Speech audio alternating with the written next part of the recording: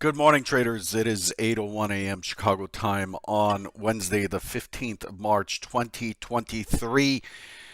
This is episode number 2430. Derivatives trading is not suitable for all investors. Past performance is not necessarily indicative of future results. Quick reminder that from the time I talk to the time you hear it, it's about a 10-second delay. So if I'm not responding to you right away, just so you know. Yeah, thank you for that sound check. Appreciate it. Sound checks are important when you're using Windows.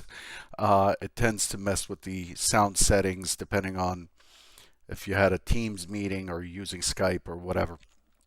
Okay, let's dive right into the pre-market summary sheet courtesy of Convergent Trading. To get more information on Convergent Trading, go to convergenttrading.com. Twitter.com/convtrading to get this sheet every morning, 10 minutes before the Trader Biter show at 8:50 Eastern or so. Is the sound low? I don't see that being low on my end. The decimeter is pushing yellow. So if somebody else thinks it's low, then it's me. If it's just one person, just turn up the sound. Strong risk-off sentiment this morning. Pretty big selling across the board. Crude getting punched in the teeth again, but so is the Russell.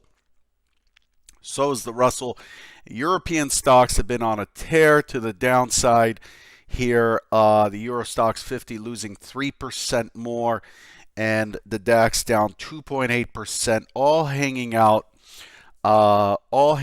near lows. The volume here is quite high in the S&P 508, so it's almost like this is really a response to news and is very deliberate. So this morning there's a lot on deck. Huge amount of pressure as more deterioration is coming from the financial sector. Banking names getting hit again. Credit Suisse down 18%. This is a major bank, major global bank. The Saudi National Bank said they will not provide more assistance to Credit Suisse. Saudi National Bank is the largest shareholder with 9.9% stake.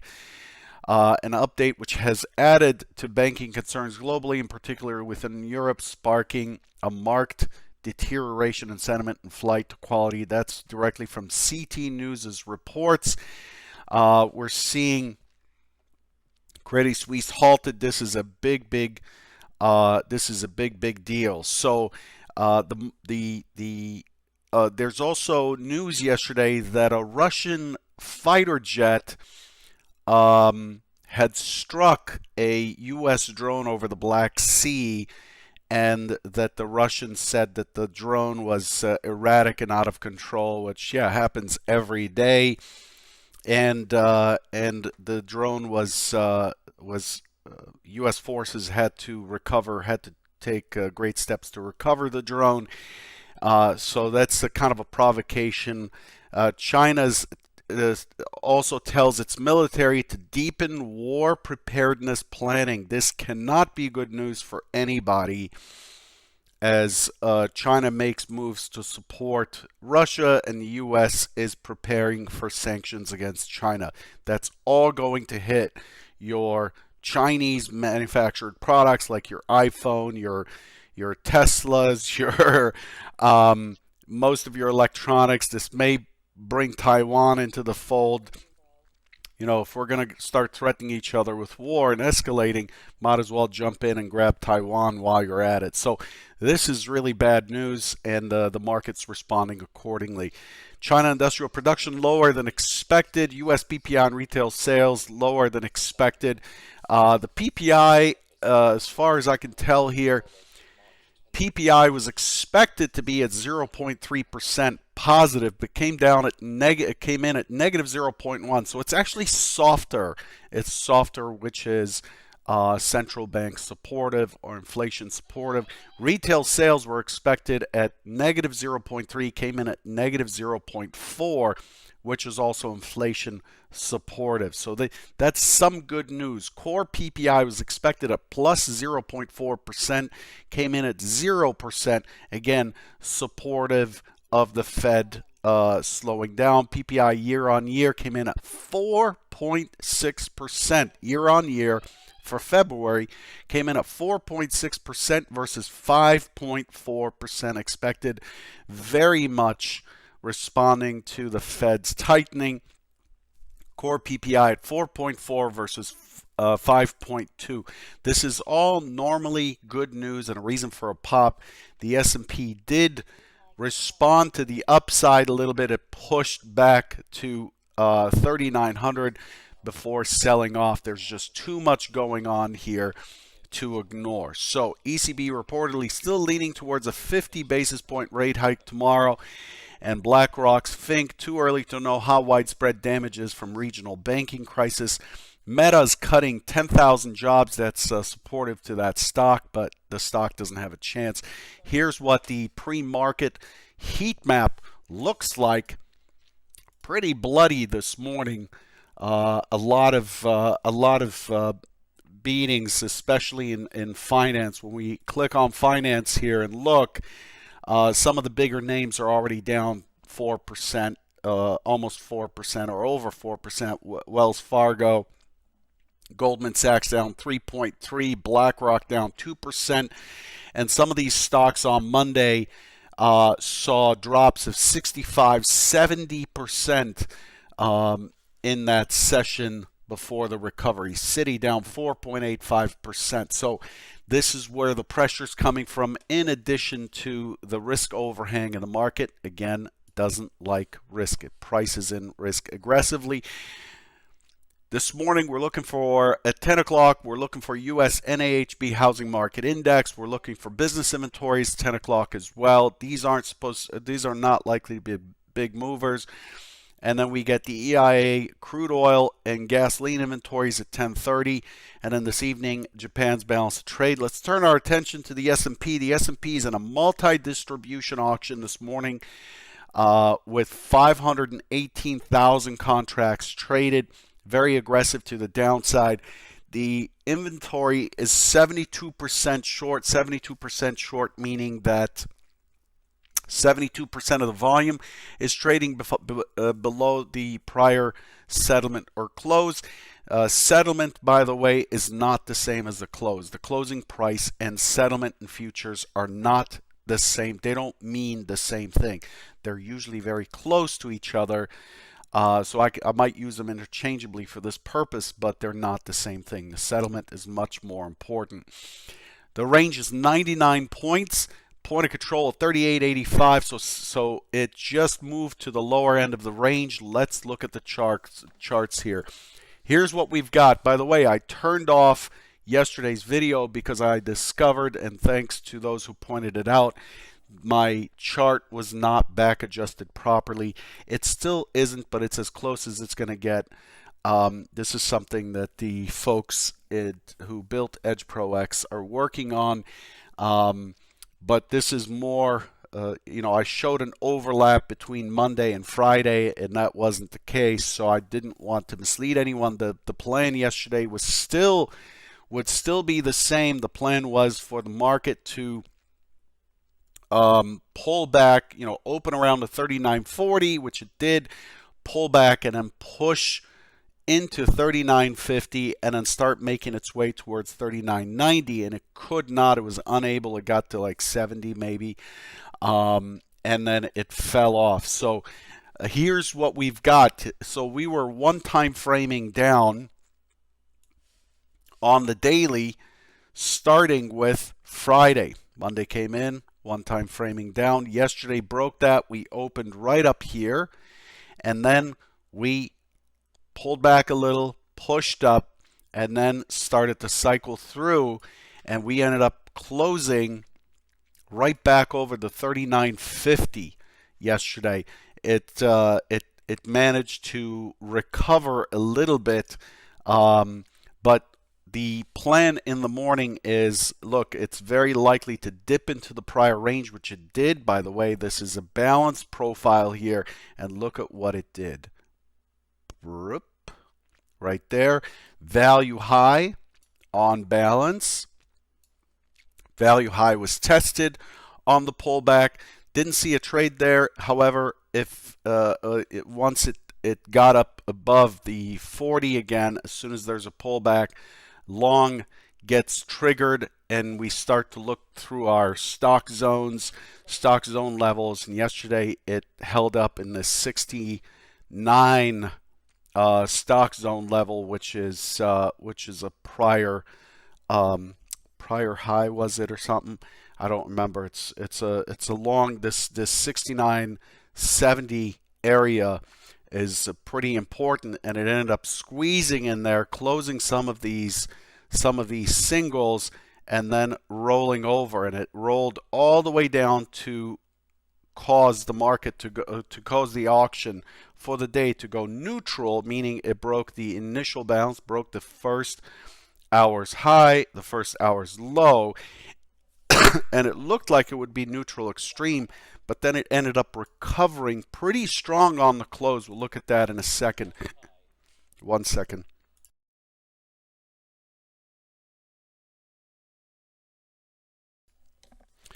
It ended up recovering pretty strong on the close and settling right up against the point of control, right up against the point of control above the 39.50. So guess what? This was actually bullish yesterday.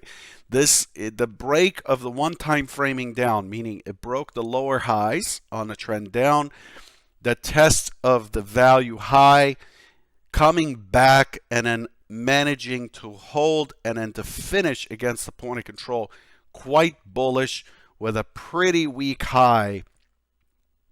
With a pretty weak high yesterday, it ended up having putting in a lower high by a tick, making that high relatively weak. So the expectation really is that we would kind of float around in here and then squeeze into squeeze to the upside, but the news had a different idea. So here's what things looked like in the overnight session. There it is. We have the point of control right in here. Okay. Let's make that point of control a little more prominent.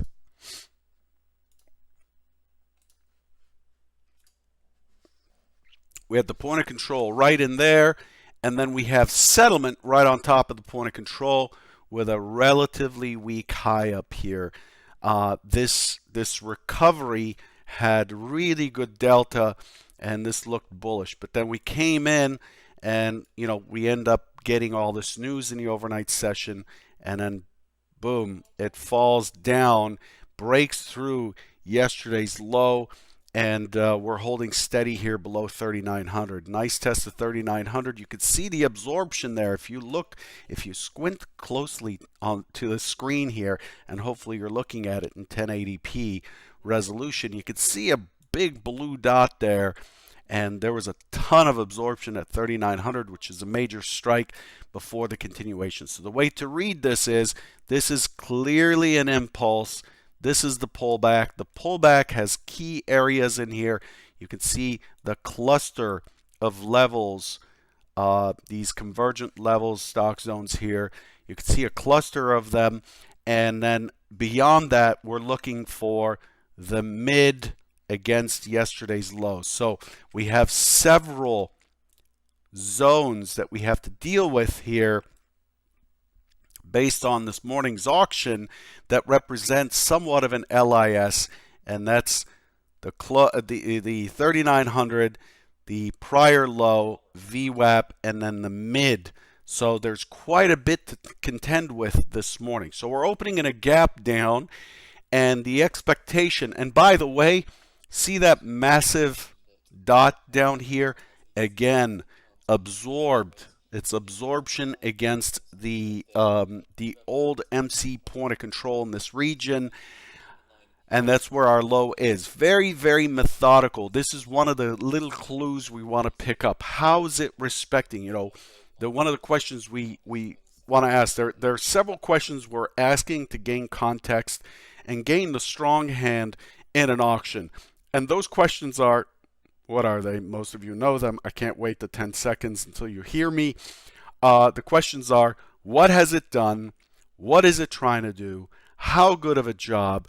and what is it likely to do next? So those are the key contextual questions. You constantly want to ask yourself these questions all day long, especially after closing a trade.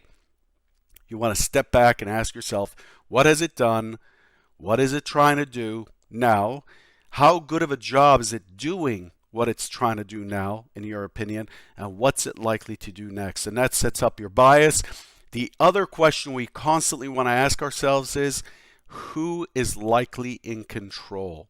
Who is likely in control? So is it the short time frame trader, intermediate time frame trader, or long time frame trader? Long time frame trader doesn't really care about your prior highs, lows, whatever, and they don't care about weekly levels. They may not care about monthly levels either, right? This is when big movement happens, banks, things like that. They're entering and exiting trades in a 30-40 point range.